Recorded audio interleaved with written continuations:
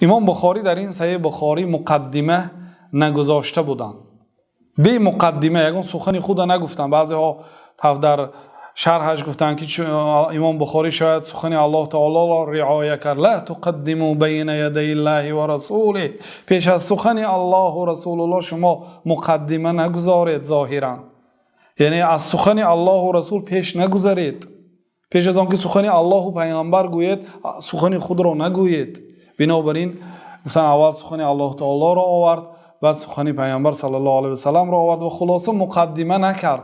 لیکن مقدمش هم میگویند در همین زیر همین بابگذاری و ترتیب کتابش معلوم است که یعنی که کسی که این صحیح بخاری را، این کتاب مرا با نیت خالص میخواند مکافات و اجر میگیرد. کسی که با نیت‌های غیر خالص، با نیت‌های غیر الله میخواند، یعنی که او را نصیحت دارند که نیت خود را اصلاح